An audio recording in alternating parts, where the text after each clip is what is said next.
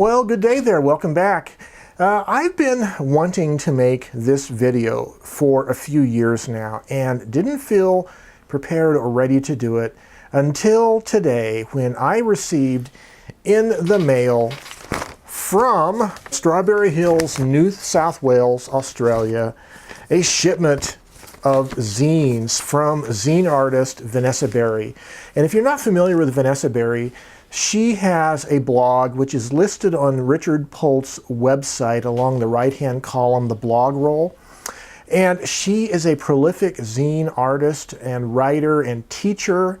And I have been excited about her work, and I originally purchased this zine of hers, which is, she has a series called I Am a Camera. This particular issue was issue 19, but I went ahead and purchased several more issues of that series with the goal of trying to get a little bit more understanding of where she comes from, or what her work is about, so I can feel a little bit more versed in talking about Vanessa Berry and zines. Stay tuned. So if you're not familiar with zines, they're easy to find information about online, of course. But zine is short for fanzine, and they're essentially a DIY aesthetic that kind of evolved out of the punk rock scene back in the 1970s. That's my understanding. But zines have a long and storied history because it is truly do-it-yourself publishing. The classic way of doing a zine was to type something up on a typewriter or handwrite it, throw some photos and those written pieces down on the glass of a Xerox machine and blast out 100 copies or whatever, put a cover on it, get a long reach stapler, staple it together, and boom, you're self-published. You have a zine. And they're really a fascinating genre, and there's all kinds of subgenres of zines from different social circles and specialist groups of interest. And zine making is fascinating to me for a long time. When I first noticed Vanessa Berry's blog on the Richard Polt's blog roll, I really was intrigued by her work. And so May 12th of 2017, this was postmarked from Australia. This is the first time I had seen I Am a Camera. And now I Am a Camera is a series of zines that Vanessa puts out. And as she writes in the back of her zine, she says, I Am a Camera is a zine series I began in 1999 in order to write the story of my life. It appears intermittently. What I was interested in was, first of all, I like the title, I Am a Camera. It's very intriguing. What does she mean by that? Does she mean that she is very visual? Well, actually, what I was really amazed to find out when I first read this zine of hers was there is a lot of visual imagery in her writing, and I always pick up on that whenever I'm reading her stories. But the other thing about her zines is they basically have a theme running throughout each issue. Number 19 here, it starts in the setting of an Asian tea room, and then it moves to a Chinese medicine center called Don't Tell Me What's Wrong With You Because I Will Find Out and Tell You. And she went there to find, this is about 15 years ago from the time that she wrote this.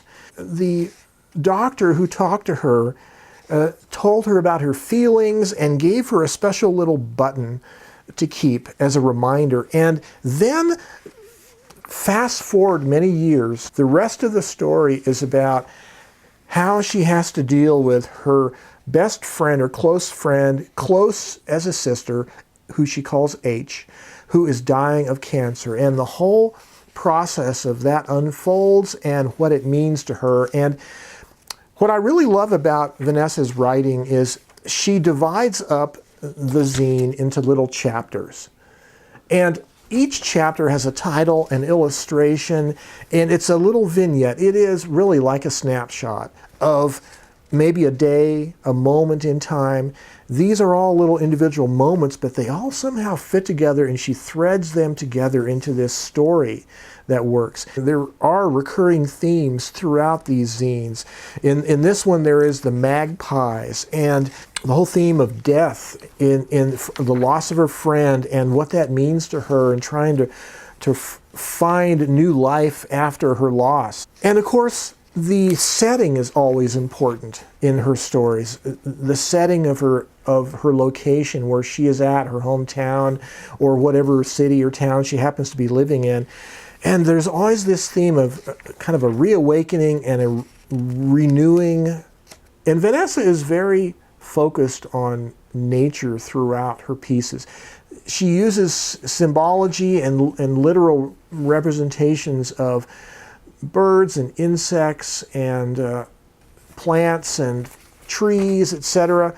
I'm reminded of this if you go to issue 18 of I Am a Camera, which is a wonderful cover that is bee themed with these wonderful multicolored bee stamps, which I really love.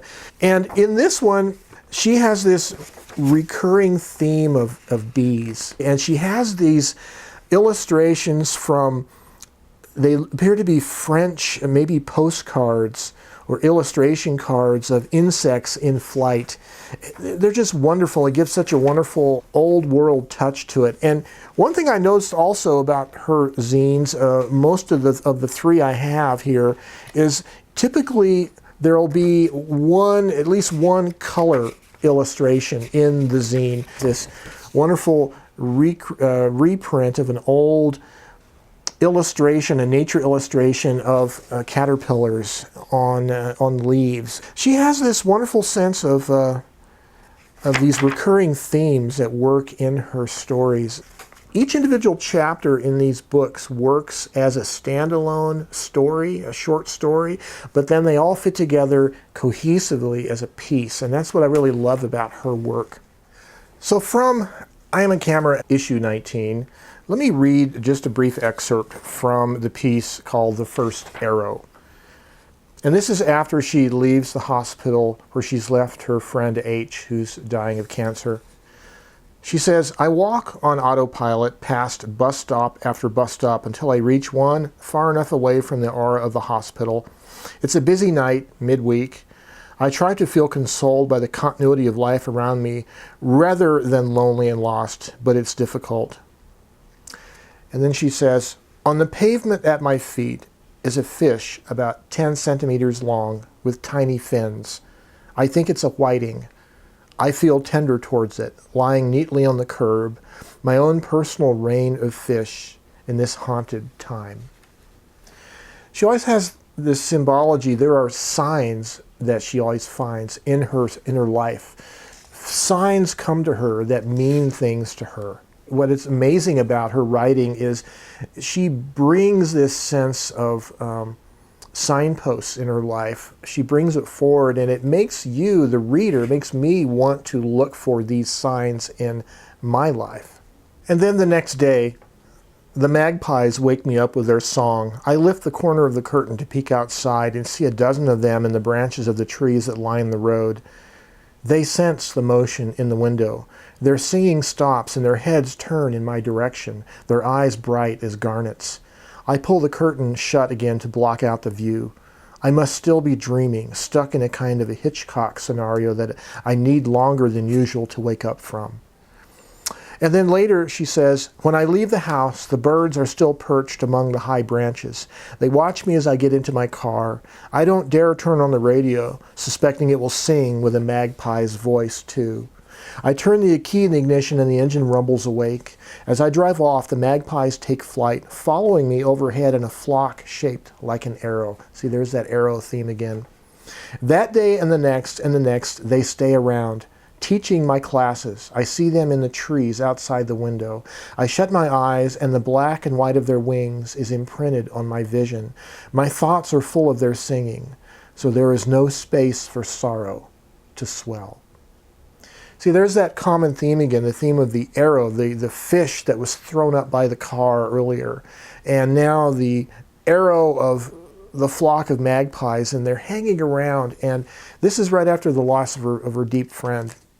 And from reading Vanessa's website, I understand that she's also very prolifically into list making. She loves making lists. In fact, list making is probably one of the devices that she uses to create. But she has this one chapter in issue 19 called Spinning Top, where she says, I couldn't tell if they were signs from her, meaning her friend M, these things I saw. And then she makes a list. The 50 rainbow lorikeets clustering at the window of an ugly apartment building. Or that I was sitting on the bus behind a woman whose bag was patterned with cartoon cups of tea and happy cats and girls with fringes. And she goes on and on and on and lists this list of things that she saw in her day that potentially reminds her as a sign from her friend. She says, I write down each sign as it appears, sometimes thinking of it as a deliberate communication, other times as a fragment that mirrors my longing for H to still be with me. They are secret messages of some kind, but whether from her to me or me to her, I don't know. And the piece ends, she's on a train, and there is a magician riding on the train who has his rabbit in a cage, and the train goes through a tunnel. The train car goes dark, and Vanessa is able to take the rabbit out of the cage and hold the rabbit to her. She says, the moon in my pocket and the rabbit under my arm will be my guides on this journey for however long I will be traveling. Artists like Vanessa Berry give me a lot of encouragement. I really like what Vanessa does by writing these vignettes of her life. Each one is a scene, a setting, but she is able to dig down underneath and find these common threads running through all these episodes in her life. And she weaves this tapestry from this common thread going through these episodes. And that's why these are such wonderful, wonderful books. I'm really blessed to have read these. They don't take a long time to read through, but you'll want to reread them time and again to discern some of the deeper meaning and symbology in them. And I also really appreciate the note she left for me in this latest shipment of these books. Now, finally, I wanted to say that Vanessa is a very prolific zine maker. She's had a number of series throughout the last 25 or so years. And she started sometime in the 1990s. She has a smaller set, a quarter-sized set of zines, a series called Disposable Camera.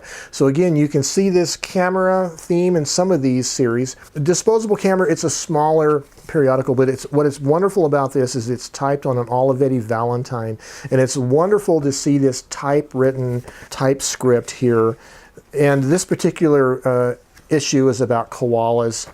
It's called Koala, and what's nice about it is she has a little koala, her little stamp, and even the issue. This is 96 of 200, so these are limited edition zines. They're really wonderful. I love this, and I'll tell you, as a typewriter lover, okay, of just getting real here, we all, most of us that are in this audience, love typewriters, and I love seeing such great creative work done with typewriters. It's just wonderful to see, and it gives me hope and encouragement, and also mostly the creative urge to go out and write up some of my little stories and just make a zine. Try to find common themes in various episodes of my life and weave those together into a cohesive story. And that is what I love so much about Vanessa's work, and of course the artwork. Her graphic arts and her drawing talent is just wonderful for this kind of a publication and this kind of printing. So I would encourage you guys to give Vanessa's website a visit her Etsy shop, and buy a few zines from her and start enjoying the world of DIY creative writing. And I really love the aesthetic of the zine. I like the DIY approach. You do it however you want to do it, and you can write whatever you want. What a refreshing idea here in the year 2018. Well, I hope you guys have found some inspiration in Vanessa's work. I'll leave some links below to her websites. And until next time, stay creative, and you guys have yourselves a great day.